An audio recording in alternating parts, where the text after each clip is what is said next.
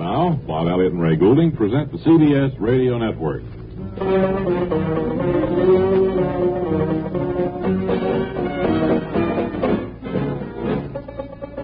Say, Bob, how'd the big egg hunt and egg roll go at your huge estate yesterday? Oh, it's terrible. I couldn't even make it out there. Really? So, we had a nice time out at my place. We went hunting on the stream that runs just north. Did you? Did you ever get that private pond filled in? Yes, we filled that in last year, Bob. I have a lake now.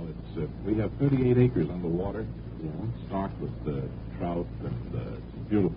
Ellie, that must be beautiful, huh? It really is, and it's something you should see. I hope if you get an opportunity, you'll come out sometime, Bob. I certainly would like to see it, and as soon as I arrange to get the mosquito problem at my own estate cleaned up, I'd like to have you come out there, because, of course, we have the game preserve, which takes the place of our lake.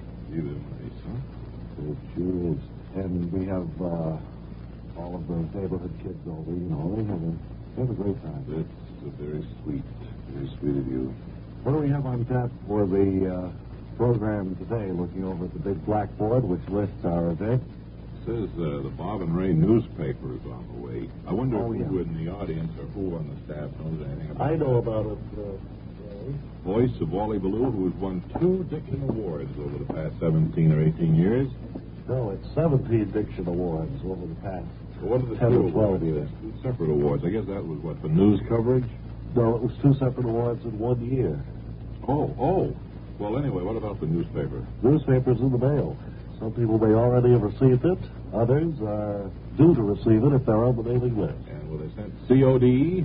No, it's all paid for by you fellas, because you're generous. What do you mean? Oh, Wait a second, Wally. What do you mean it's paid for by you? Well, you're paying the postage, you're buying the paper, doing all the work connected with it.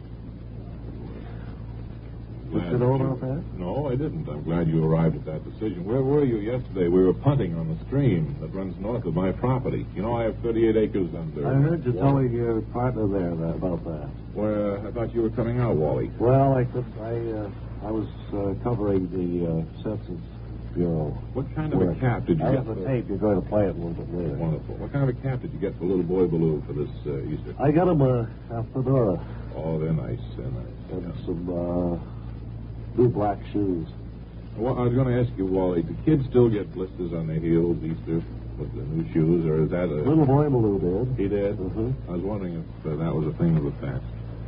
All right, well, it was You nice didn't march in the Easter parade, huh? No, I didn't. I didn't even cover it. So I think the Fiddler Quality Network covered it. Wally? Yeah? Can it? Right. Bob and Ray have serious things to do. Now, drift. Well, anyway, that newspaper is in the mail. That is for sure. And you can look for it. Would we have a fanfare, Pierre, please?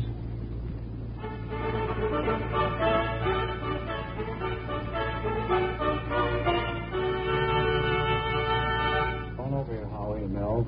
Bob and Ray semifinals here for the Junior Bob and Ray contest. And we have the 2 semifinalists, Howie Samara. Hiya. And I hope I'm pronouncing that correctly. Mel DiGiacomo. Hello.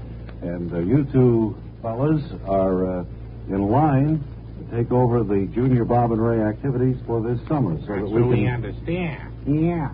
So we can go out to Ray's 38-acre estate, and you can go to the meat market openings and conduct the interviews for us. Yes, and then Ray said something about maybe we could come out to his 38-acre lake. Well, I think that's just so much big talk on his part, because he seemed serious when he said it. Yes, he did, Mel. Well, what are we going to do now in the competition, Bob? We understand there's a certain test we have to go through.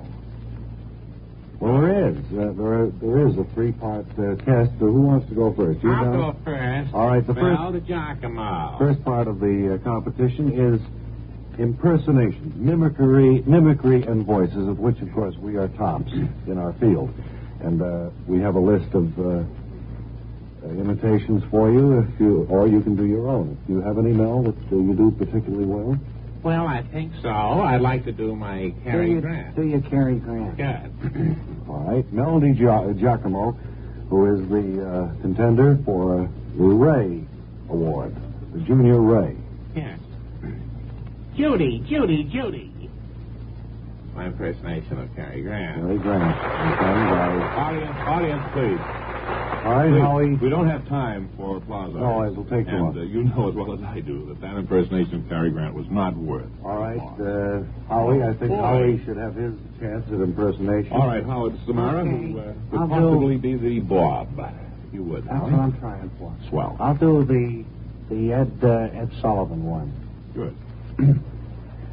Good evening, ladies and gentlemen. It's a really, really big one. Okay. No applause. No applause. All right, so much for the impersonations. What do we move on to next, Bob? Part 2 is sense of humor, jokes.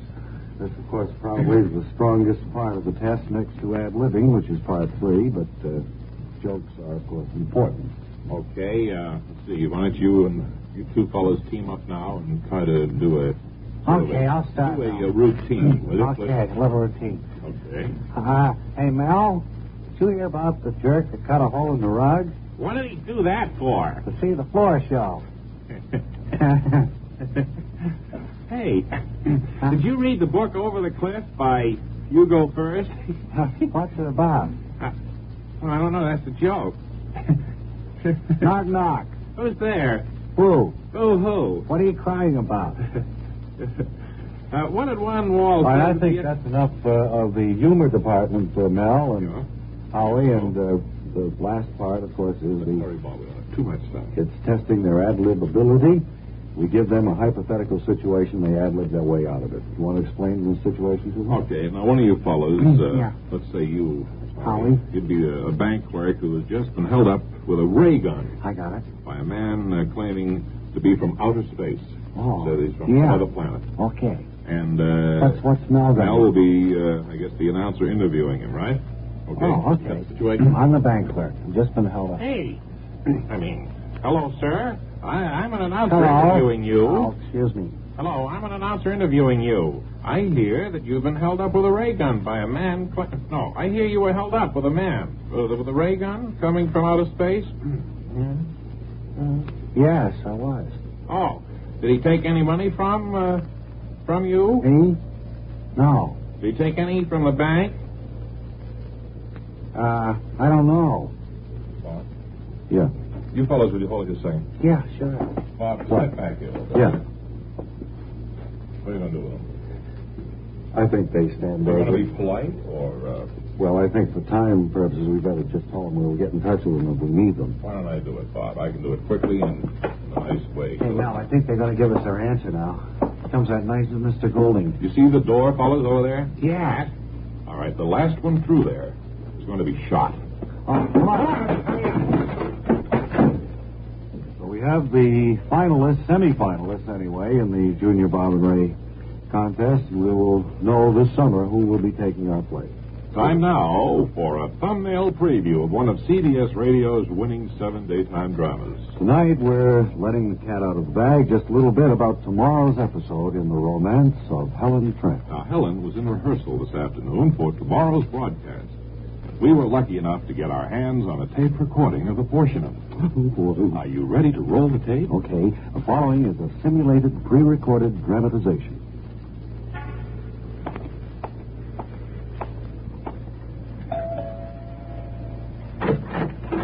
Yes. Helen, I've just got to see you to talk to you again. I didn't... Helen lives next door, young man.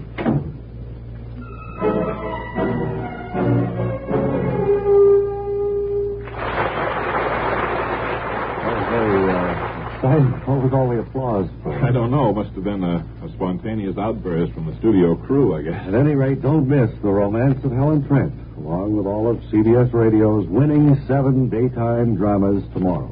I personally wouldn't for all tea in China. What does that mean? I don't know, just an expression. Let's see. You have that tape Wally mentioned. Oh, right. I'm just looking at my schedule. Wally Ballou is this a tape? Yeah, he made it in Washington yesterday, covering the activities where they compile the census figures, which now, of course, are coming in and are being tabulated so that we may get the most up-to-date counting of our population. So if you're ready with the tape, Zero Torture, let's roll it. This is Radio's Wally Ballou speaking from headquarters. where the figures in the 1960 census are pouring All right. in. Good, thank you. There's a beehive of activity here, and One man. just going to check with one of the under supervisors who is. One, would you, something one is- man, please? Something's going up on the big tote board now. Could you tell us where that figure came from? That one man came from Pittsburgh, Massachusetts. These are people that who didn't sleep anywhere the night of March 31st, and we haven't been able to pin them down anywhere. I see it's kind of part of the floating population in a way. That's right. They're slowly drifting in now. I think the phone is, there's the phone, and that must mean some more figures coming in, a more up-to-date, accurate survey. Yes. And Mr. Johnson is answering now. One man. Well, we don't care about animals. All right. Put up another man, please. Now, there goes another figure into the big extrapolator machine. That man. And of course, what's the total result? Chester, Pennsylvania. You found another person in Chester, Pennsylvania. I think there's another call coming in there, Mr. Johnson. Hello, this is the census. Who? Yeah, it's for you, Mr. Moe. Oh, hello? Wally Ballou here. I'm, Wally? yeah. This is Ray. Hi, Ray. What kind of an idiotic tape is this? What's that? I mean, it's nonsense. Well, the figures are coming in. I mean, if you think that we're going to set aside 2 or 3 minutes of Mr. expensive Johnson, network radio... I sense trouble here. I think I'm going to be leaving. Say, put up another man, or we found another man.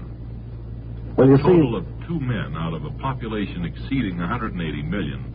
Let me quickly assure you, Ballou, that you're way off base. Well, maybe you think Kent Lyle Burnley could have done a better job. Yeah, that's another woman. Put woman, will you, Louise? That's one woman. Well, we've accounted for 5 people anyway during this broadcast. And from Washington, our nation's capital, this is Radio's Wally Ballou returning it to You have New York. The next. It's too bad I called him and. I think you threw him off. Wally, Elijah, Yes. were you upset? Do you get upset when I call you like that? No, I am prepared after all these years of radio to be ready for anything, to take them in stride, more or less. But you can realize now, we were listening, of course, to I could tell by the expressions on your faces here while I sat here listening to myself. Well, as you listen to it now, did you I agree can with see it? a lot of things I could have done better on it. I mean, this is always the way if you look back at something you've recorded. Sure. Huh? That's right. I mean, there's no doubt about it. I'm looking at the clock to see how much time we have here. Well, we don't have time for you, Natalie. You're tired, but we would like to have you stay Well, over. that's a fine kettle of filly a soul. Well, it just happens to us All quite right, often. Eddie, give it a drink. It happens to us quite often that we just I said run give over. it a drink. Okay. One bag. You call me that again, you're going to be in trouble. Sense I don't know if a you've little ever met dissension. my brother, but he'd be I never have, pleased. no. I'm not talking to you. Oh. Have me come in here all the way. I have 2 big festivals I'm appearing at this week. Music festivals? Yes, I'm up at the Grange Hall in Walk Hill, New York, the 23rd, and then I'm over at the artillery room of the General Wilford Davishire Hotel in Stroudsburg, the 24th. Well, I'm I think sorry. I got time to come here. You're Sorry we didn't have time to get to your number, but maybe tomorrow, if you could make it, we'll work it out. I wouldn't bet on it. And we'll be back with our parting words in just 10 seconds.